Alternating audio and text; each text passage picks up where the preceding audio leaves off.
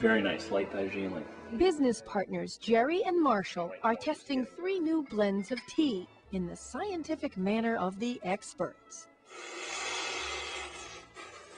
What that does is that it brings the flavor on the back of your tongue where most of the taste buds are, and it really kind of brings out what the flavor profile is of the tea. These confirmed tea lovers have traveled the world in search of the very best tea, and their warehouse is full of 40-pound barrels of it. Over 120 different types. Here we have a Ceylon tea, one from the Kenilworth plantation, one from the Kirkoswald plantation where we visited in Sri Lanka in September. This is a Ceylon estate blend, which is a variety of different Ceylons produced to get a better cup of tea. Though it's located in Somersworth, they call their business the Portsmouth Tea Company. It harkens back to when colonists drank lots of tea that came into the port. Tea is regaining popularity as a social drink, and there's growing awareness of its health benefits, but the biggest reason they drink tea is the taste. There's something for just about everybody. If you like chocolate, there's chocolate teas. If you like tropical flavored teas, mango, whatever it is. Over there we have a satin oolong, which is infused with milk before they fire it, and it produces a buttery flavor. All teas, oolong, white, green, or black, come from the same plant, the Camellia sinensis plant, that is grown in varied soils and climates. That and the fact that they can be processed differently means literally thousands of possible variations. It's a very black tea, but you'll notice there are some golden tips there, so that's probably from a high mountain region. The leaves get tippier or more golden as they get higher up. It looks like tobacco. It does. This actually produces almost a chocolatey note. This is one of my favorites. I drink this all the time. Kenya Black. Kenya Black. Okay. Some of the teas we carry are organic and are also fair trade, and some are both organic and fair trade. And especially the organic teas, we went to tour in Sri Lanka, one of the tea producing areas that ran a couple gardens for organic tea plantations. And the care and dedication that these people take in producing this tea is phenomenal. What we call blanc are hand-picked and sun-dried. It's a lot of work that goes into tea. A lot of work by a lot of people, and it's very important that those people are taken care of properly, and so that's why we're trying to create momentum around fair trade. They actually pay about 50 cents a pound extra for some of their teas, so that money will go back to improving the lives of workers. They are individually hand-rolled. 2 leaves and 1 bud are hand-picked by the pickers, and then they take them for processing.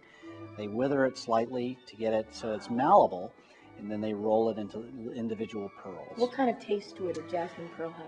Well, it has a very flowery taste. It's a very light green tea if it's prepared properly. They are big on proper preparation and tea education, and that includes selling all manner of tea ware from their website, as well as information there about health benefits and food pairings. Their teas are sold there too, each kind arriving in a black and silver can that explains how hot the water should be and how long it should steep. The average is about 4 minutes. Steep time, 4 minutes. A black tea would use a hotter water than a green tea. So just under boiling is good for the black tea. A white tea would actually use a much, much lower temperature of water, around 160 degrees. And when you do that, it produces a nice mellow cup, not quite as piping hot as a black tea, but it won't be bitter. Okay, it looks like we've hit our time. Let's serve. There's certain types of teas go very well and kind of accentuate and bring out the flavors in different types of food choices. And so you might have a Lapsang Souchong black tea that might go very well with certain types of fish or certain types of, let's say, veal, different types of food pairings that go together. And as I said, it's exciting. You know, I see us kind of back 15 or 20 years ago where the wine industry was and how it started growing in biodynamics, organics, and different types of teas. Same type of thing. Dining halls at Phillips Exeter Academy are using several pounds a week. Many international students from cultures that have long appreciated tea.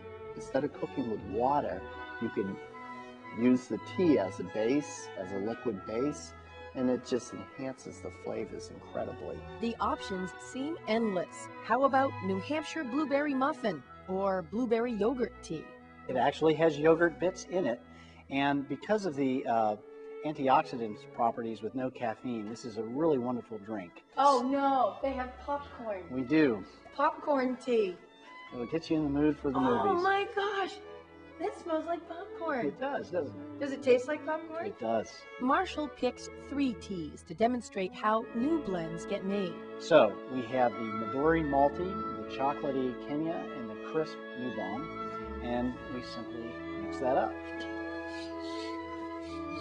Very simple, old-fashioned method. And there you have it. Let's go make a cup. He's named this one the New Hampshire Chronicle Tea, an inquisitive blend. That's nice. That's nice. New Hampshire Chronicle Tea. Without the bitter edge, which would be the Fritz factor, I guess. It's good. It's old, but it's new. Traditional, but still holds surprises. The Portsmouth Tea Company definitely has something brewing. If you go to other parts of the world, people drink coffee, but they also drink tea, and I would love to see people in New England and beyond adopting tea as a major beverage, and maybe change a little bit of our culture, you know, slow things down a little bit, and